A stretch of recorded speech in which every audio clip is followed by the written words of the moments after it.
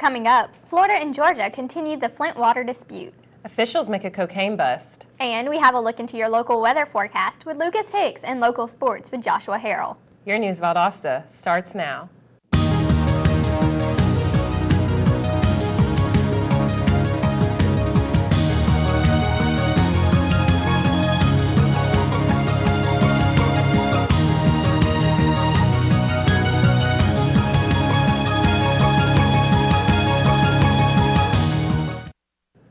Welcome back to News Valdosta. I'm Stacy Bush. And I'm Jennifer Dandrin.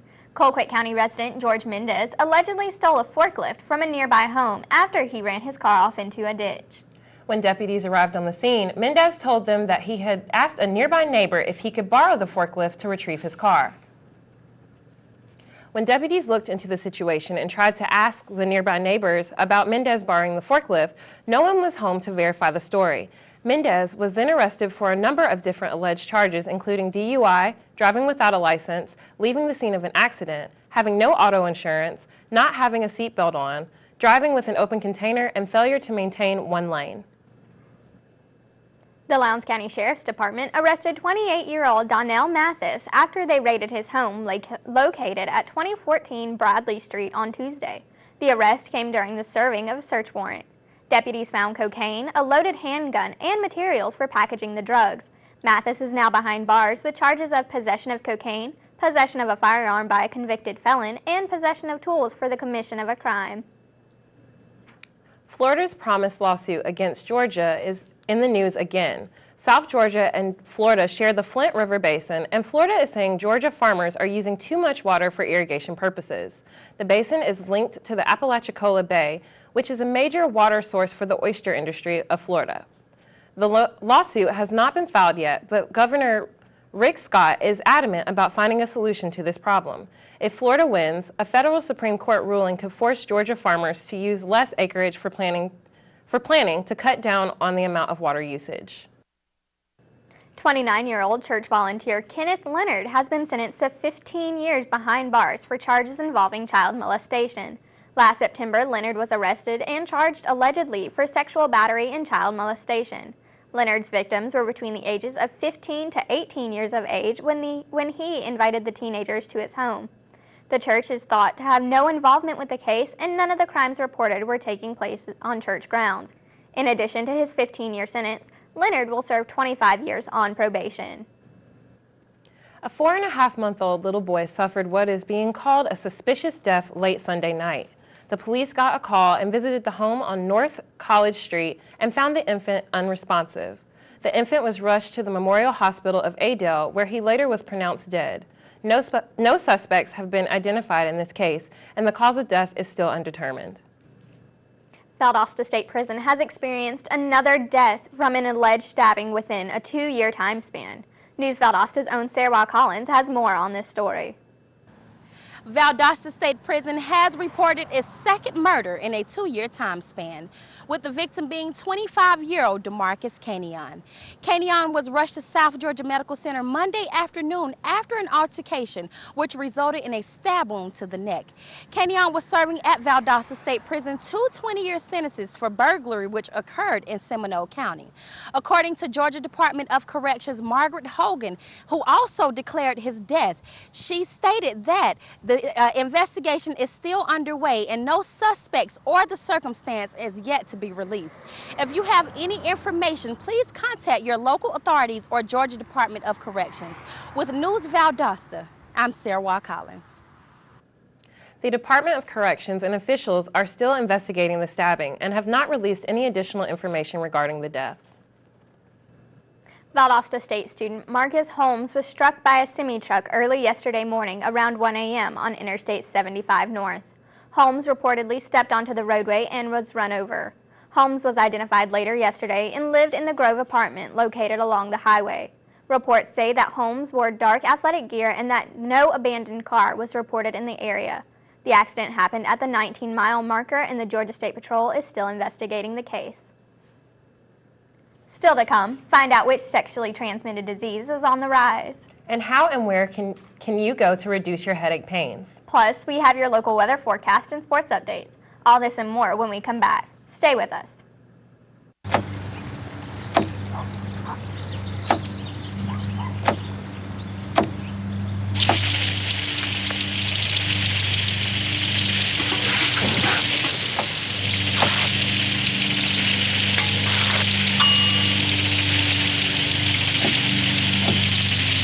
Clean kitchen surfaces, utensils, and hands with soapy water. 1 in 6 Americans will get sick from food poisoning this year. Keep your family safer. Check your steps at foodsafety.gov.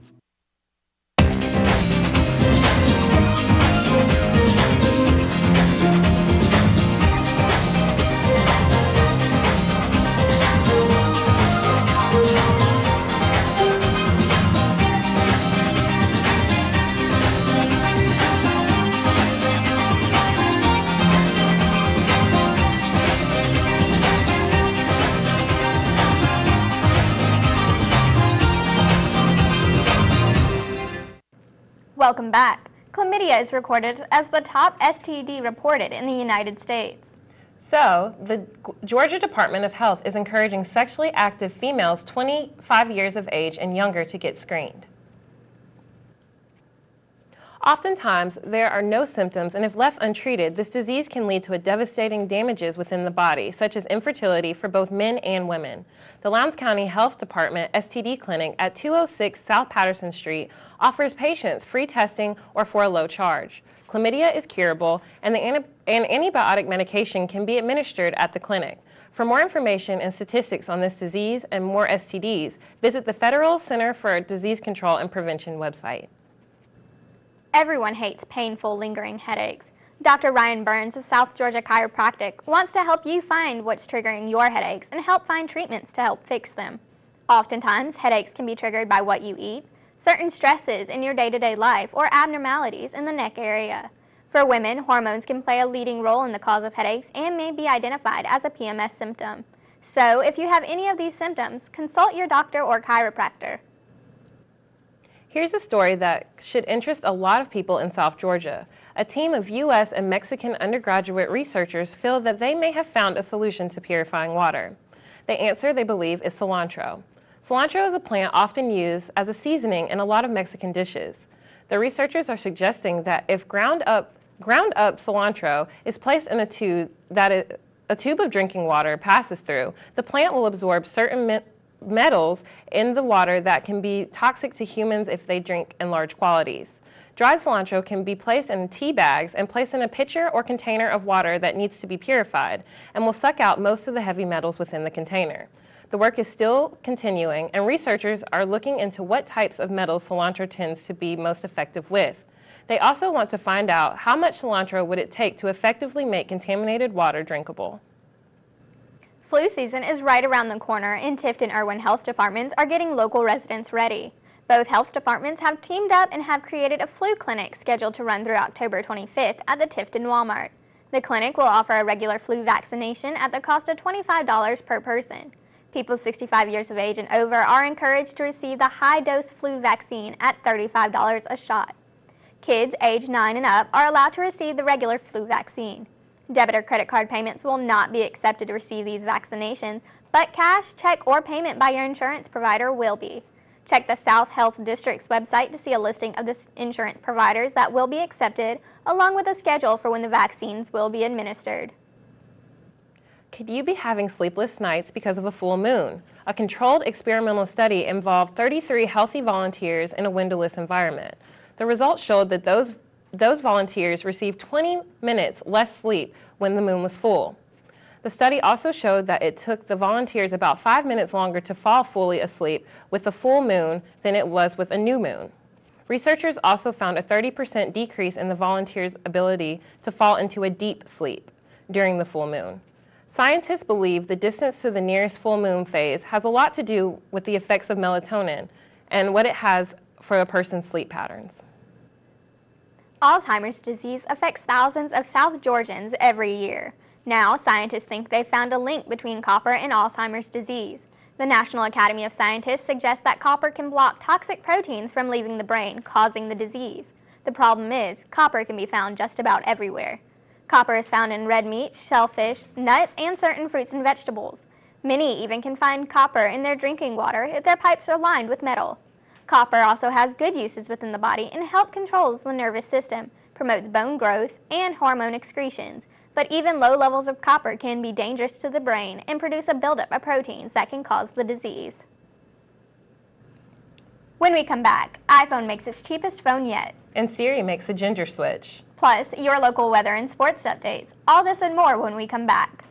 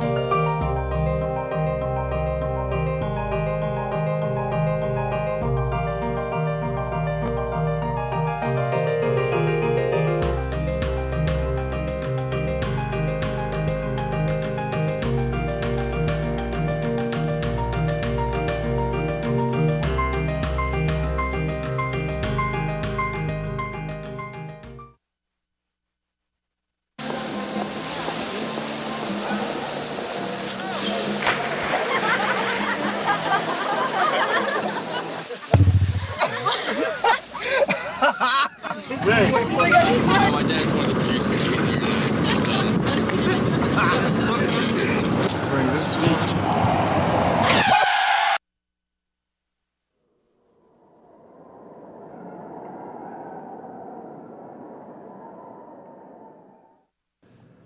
Welcome back. Don't have enough money to get the iPhone 5S?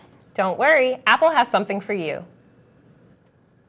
Local retailers don't have the phones yet, but are looking forward to their arrival. Apple is looking to get rid of the iPhone 5, and it's replacing it with two different models, the iPhone 5S and the iPhone 5C.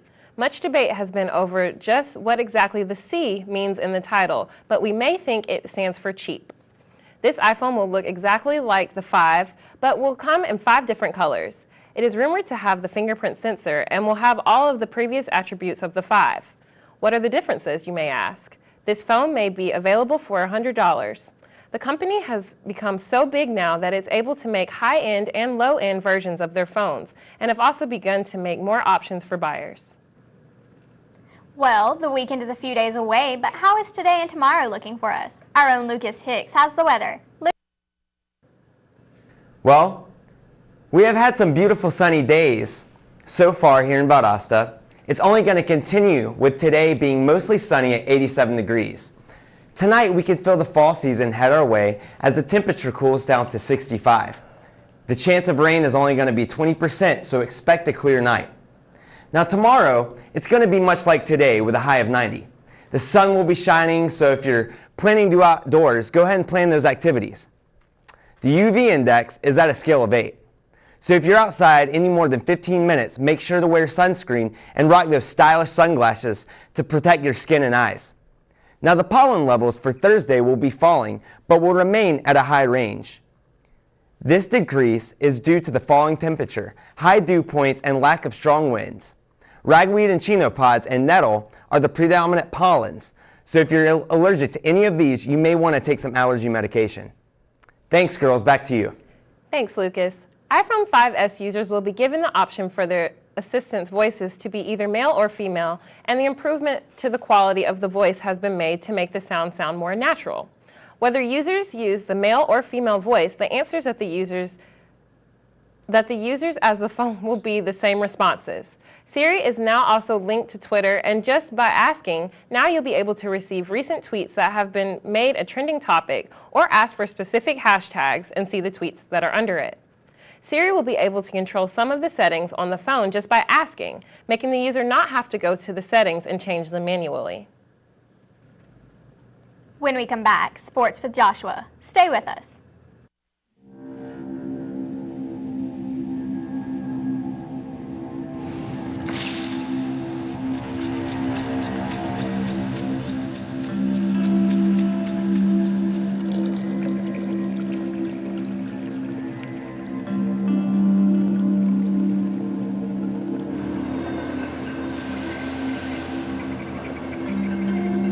When some people struggle with their mortgage payments, they become frozen, petrified. Not knowing what to do, they do nothing. But the people who do something, the people who take action, are far more likely to get the most positive outcome. Making home affordable is a free government program. Call now to talk one-on-one with a housing expert about the options that are right for you. Real help, real answers, right now. Valdosta State University. Encouraging. In-depth inquiry. Hands-on experience. Service and involvement. And a global view. While offering a beautiful residential campus. Over 100 fields of study. Graduate and online degrees. And championship athletics. All in a warm and friendly community. Get connected and involved. Do more, become more. Valdosta State University.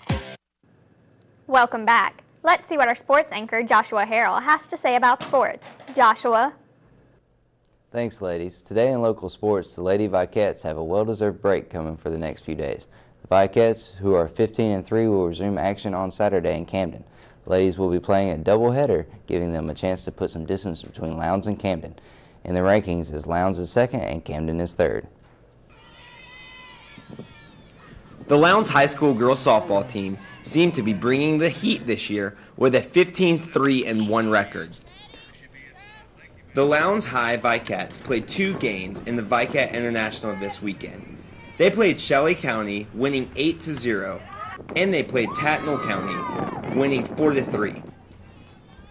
The 11th annual Vicat Invitational was a great success, with 17 teams attending from all over the state of Georgia, competing at Freedom Park.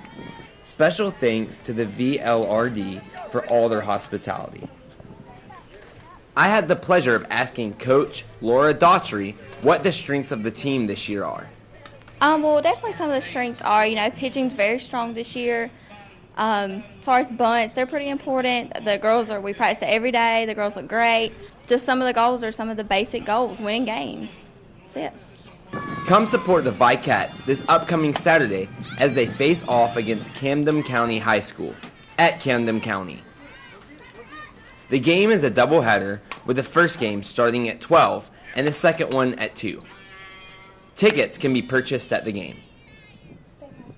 I am Lucas Hicks with Valdosta Sports, covering the Lady Vicats softball. Today, the Wildcats softball team is playing the Fitzgerald Hurricanes in Fitzgerald. The Cats are still trying to improve their record to contend for the region championship. Fans gathered for the 7th annual Southern Showdown cheerleading competition this past weekend, hosted by the Lowndes High School competition cheerleading team. Local teams from the Southern region competed in the middle school, junior varsity, and varsity divisions. Our very own Valdosta, Hayhira, and Lowndes Middle Schools, as well as Valdosta High School, were in attendance. The teams impressed the fans, judges with solid stunts, advanced tumbling skills, and upbeat dance routines, and high-spirited cheers. The event concluded with an award ceremony where teams received a 3rd, 2nd, or 1st place trophy. The VSU Blazer football team is set to continue the chase for a 2nd national title in a row this Saturday at Bazemore Hyder Stadium. The game starts at 7 and is the first home game. Come out and support your local champions, and let's send Shorter home with nothing short of a loss. The Wildcat cross-country team competed in a meet in Bainbridge earlier this week. The Wildcats men finished 11th while the ladies finished 7th. The top runner for Valdosta was Matthew Bond, who finished 8th with a time of 18:10. Earlier, I had a chance to go out and check out a Valdosta High School cross-country team practice as they prepare for the season. I was able to talk to head coach Jim Dawkins and senior Chris Swanson. Mark, get set, go. Come here, Chris. I'm here with the Valdosta High School cross-country team as they get ready for another great season. They have already had one big meet this year, and to tell us more about that and the season upcoming, we have senior Chris Swanson. How much does it cost? This year we plan on placing first in the region, and especially because Lowndes placed above us last year, so it'd be nice to come and get them this year. And we'd also like to qualify for state. The top 4 teams qualify, so it'd be a big deal if we could get that. Okay, the first meet at Pelham County, the girls got first place running a 5K race, and the guys got second place running the same distance.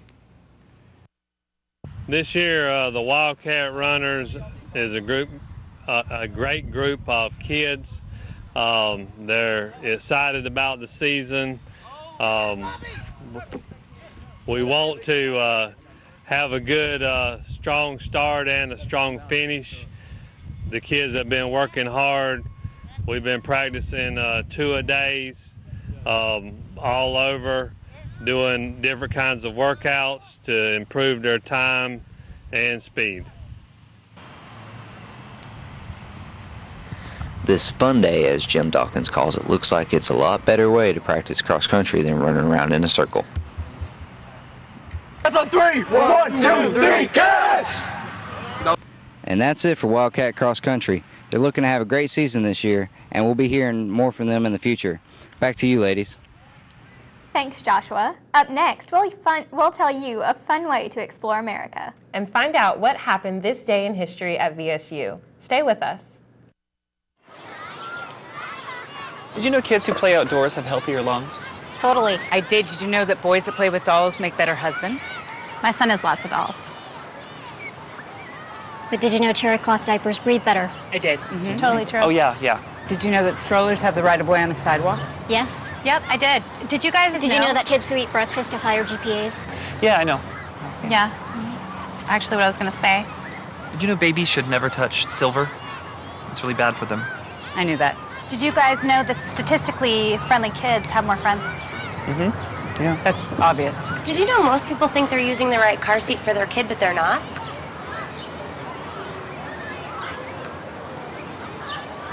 Parents who really know it all know for sure that their child is in the right seat at the right age and size. Visit safercar.gov/the right seat to make sure your child is protected. I'm putting that on my blog. I just put it in mine.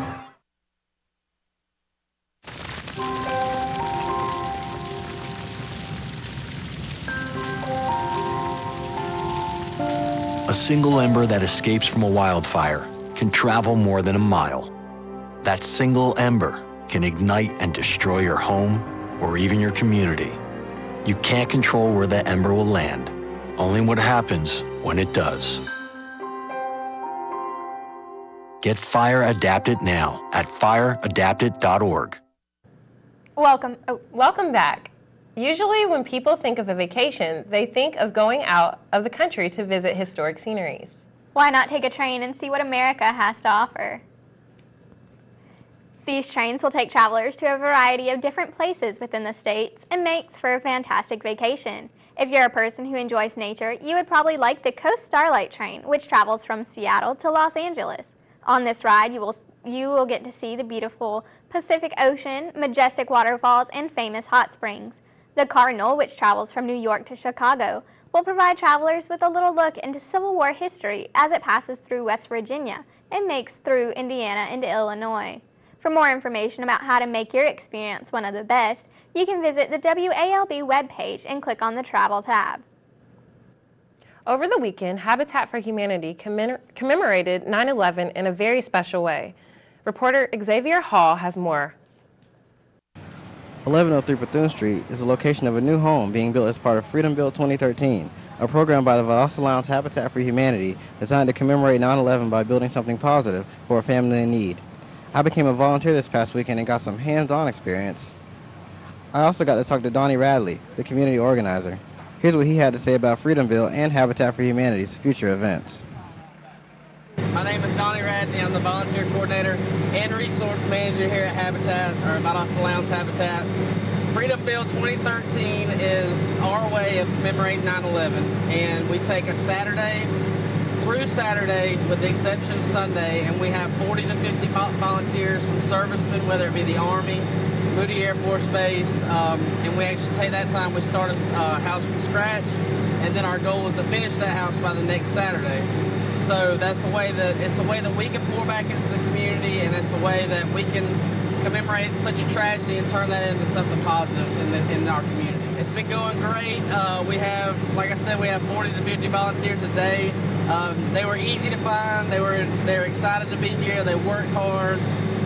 No complaints. Obviously, our staff's getting a little tired, but because we work we have to get here earlier, but 7 to 4 every day with no days off. But it's well worth it to be able to look at the experience as a whole So we've had a great experience and have no complaints. Upcoming events, October 19th, we have a 5K color run. We're going to start in Drexel Park and we'll also end in Drexel Park. If you want to participate in that, check out valdostahabitat.org. There's a tab that says the 5K color run. Make sure you hit that up. That would be great for us. It's one of our big fundraisers. It's a lot of fun. It's the first color run in Valdosta. So we're really excited about that. We're also relaunching our VSU chapter of Habitat. Had our first meeting. We had about 40 people at that meeting. So people are excited about it. We're excited about it. So listen out for more of that too. Xavier Hall, News Valdosta. Today marks 50 years of integration for Valdosta State University. On this day in 1963, Drunell Thomas and Robert Pierce were the first students of color to attend what was then called Valdosta State College. A cookout will be held on the Palms Quad of VSU's campus from noon to 2 p.m., and the Lowndes County Board of Commissioners will read a proclamation about the historic event. This event is open to the public. Thank you for watching News Valdosta. I'm Stacy Bush. And I'm Jennifer Dandrin. Have a nice day, and we'll see you next time.